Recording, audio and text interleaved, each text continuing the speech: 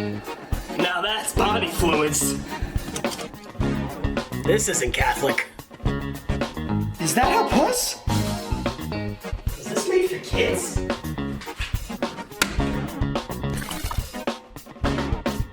Hello everybody, welcome back. Today I am going to be reviewing The Bad Batch Season 3. If you guys didn't know, this is also the final season of The Bad Batch. This will also double as a series review for this show. So first off, I'm going to explain how I watched the episodes and how I formed my review.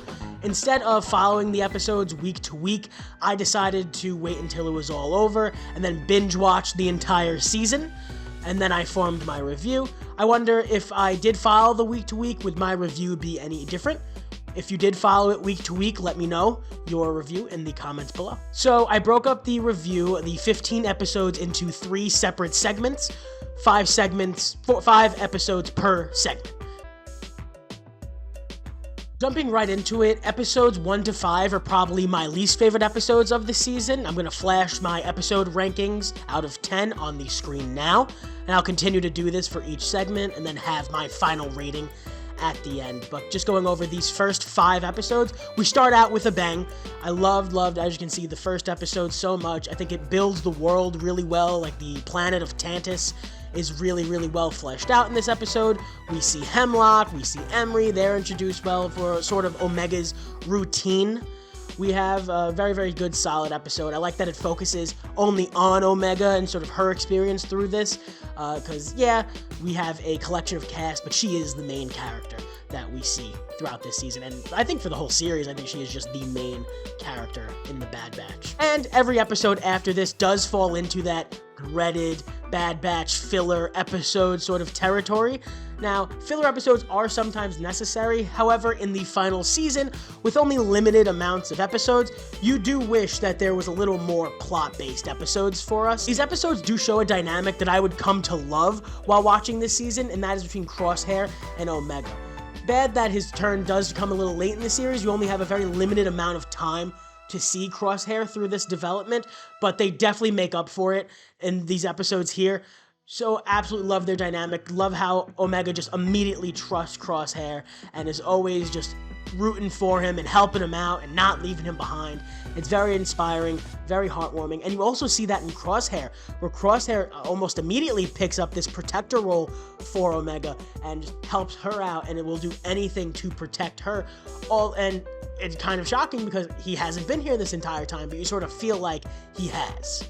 Ironically, though, the episode that shows their dynamic the most is also my least favorite episode in this entire season, maybe the entire show.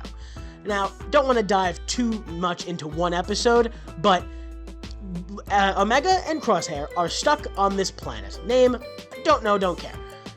They want to leave this planet, main plot of the episode. They need money. Great. They get money.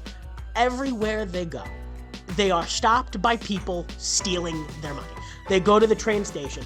Oh, we need money? How much? $30,000. Fantastic.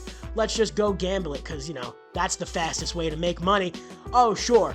Oh, how much you earn? $35,000? Great. You have enough for the tickets and a little bit extra. Oh, sorry. Gambling police here. Stupid Empire. Oh, there's a gambling fee. Even though you just beat me in the game, I'll take that 30 back. And then they're just trying to find where to go. A random person on the street is like, oh, yeah, I can tell you where to go. For money? Leave me alone. This is such an annoying place, and all they're trying to do is leave.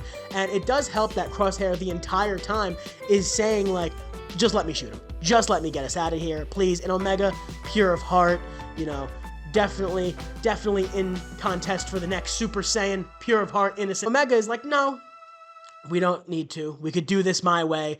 And then it's so cathartic at the end of the episode when she's like, you know what? Screw this. Crosshair, shoot him. And he does, and they get out of there. And I was so frustrated the entire episode. I said, this place sucks. I wrote my notes. This place is horrible. Who wants to be here? Why do they live here? This is disgusting. On a happier note, at the end of this episode, Omega is reunited with the rest of the Bad Batch, and it's very heartwarming. Which leads us to the next segment of episodes, episodes 6 to 10. As you can see by my rankings, I really enjoyed these episodes. We start off these episodes with the introduction of the Shadows, which is like a clone, experimented clone elite team. And during this part of the episode, I really started to question why they would make these guys. Like, why is the Empire really using clones for fighting? And you see it a lot in this season. Like you don't see a lot of stormtroopers in this season. It's really mostly clones. And overall, for me, it's kind of weird because like the Empire is in a time of moving clones out, moving stormtroopers in. But it does make sense for Tantiss, the clone experiment place, to have experimented clone security. That does make sense. But I thought it was very weird, the excess of clones this season. And maybe there were more stormtroopers that I just didn't really see. Maybe I was just too focused on the clones, but there was definitely a lot of clones for the Empire during this time. The Shadows are introduced, and we really only follow one Shadow, mostly, and then we see sort of the rest of them towards the end of the show. One popular theory was the Shadow that we followed throughout this entire season was actually an augmented Tech, the Bad Batch member that died at the end of Season 2. Although we know now that that is not the case, it just goes to show how much of an impact this character did have on us. And it's really unfortunate that the show didn't really go into the Shadows or use the Shadows at all, besides, scary. Another thing these episodes show is the dynamic between Crosshair and the rest of the Bad Batch, mainly Hunter, Echo, and Wrecker. Wrecker immediately trusting Crosshair just because Omega does is so heartwarming and so inspiring, and definitely helps ease the transition for not only the characters in the show, but for the viewers. These episodes also see the return of Star Wars Clone Wars character, Count Dooku's apprentice, Asajj Ventress. So, since the Bad Batch have not seen The Phantom Menace, they don't know what midi-chlorians or M-Count are, or how they pertain to Omega. After a reunion with Fennec Shand, she puts the Bad Batch in contact with Ventress to see if Omega is Force sensitive. Now, I'm a big advocate that Star Wars TV doesn't need to revolve around Jedi or the Force to be an amazing episode, but boy is this an argument for the contrary, because this is my favorite episode, I think, in this entire season, definitely, maybe even this entire series. Ventress's training with Omega just expands Force lore so much, and I could definitely see a master apprenticeship within Ventress and Omega, and I would like that to be explored in further TV. Just overall, a great use of a character that has been around for so long and has lived through many important Star Wars moments. Ventress in this episode is also more connected to the Force than ever. Her affiliation is never really stated in the season, however, she seems to be connected to both light and dark sides of the Force. For example, she Force chokes Wrecker, but also connects with the giant sea leviathan at the end of the episode. So I don't really know where she lies. I 100% need to see more of Ventress, definitely during this time. I think it was so interesting of a character, and her and Fennec together. It's a very odd duo I didn't really expect, so I definitely need to see more of that in the future. On a much sadder note, this set of episodes also has one of the saddest episodes, I think, in all of Star Wars ever. The next episode with the Vault. On Tantiss, there is a vault of Force-sensitive children taken from their homes by bounty hunters and forced to live in horrible conditions, not allowed to talk to each other, only test subjects, not allowed to use their own names, and all of them are just so young and all they just want to go home. It's very upsetting, and honestly, it made me really sad watching. It just shows how deeply evil the Empire truly was and why they needed to fall.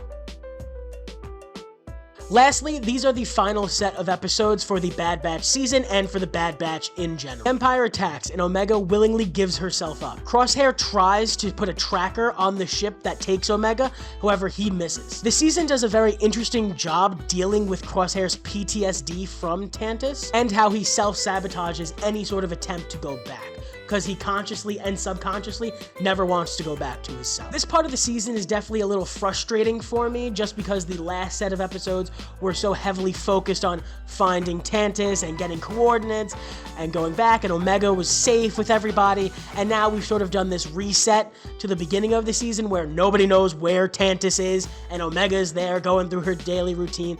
Very frustrating. Just seems like we went back and forth a bit. This leads to the reunion with Vice Admiral Rampart, the former main series villain for the past 2 seasons. Rampart provides a good comic relief in a situation that felt almost hopeless, so I very much like his inclusion in this season. And eventually, he was able to provide a location of Tantus for the Bad Batch to go and rescue Omega. Omega during this time definitely earns the title badass in my eyes. As soon as she hits the vault, sees how sad the kids are, she starts planning the escape. Without any word from the outside, she just sees all the kids, knows what she has to do, and knows she has to get out of there. In the final episode, we see the 2 escape plans merge into one beautifully. You have Rex and the rest of the Bad Batch breaking in from the outside, and then you also have Omega breaking out from the inside. The final episode also shows the rest of the Shadows, and like I said before, they don't really play too much of an importance in the plot. They're really just there to be scary, to be big security,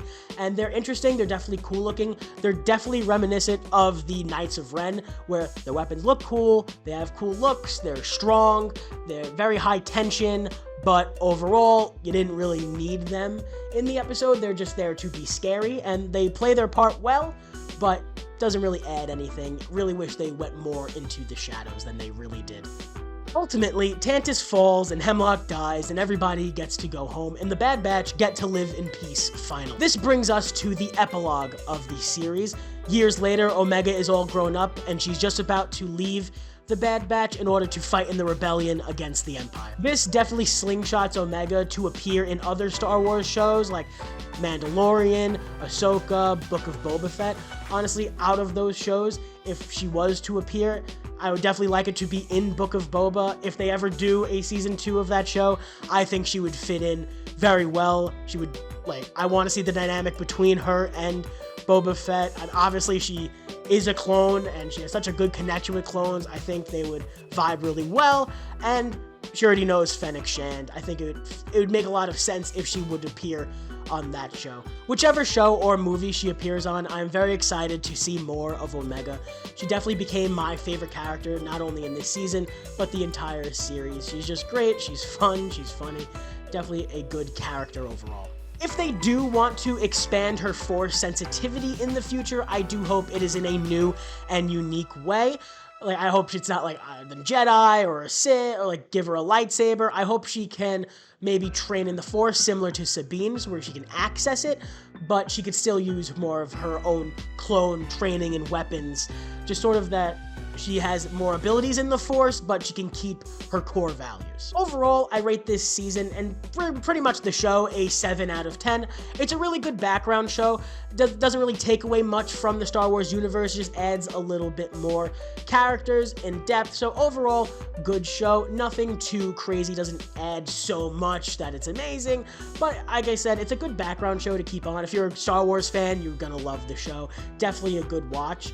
How'd you guys like this show? Hope you guys liked this review. Do you agree with me? Do you disagree? Do you hate me completely? Let me know in the comments below. And I do apologize for the quality of this. It's not really our standard. However, this is the first time I'm doing this. There is no Turbo here. I'm sure I'll get his notes by the end of the week. Don't worry, we're only going to go up from here.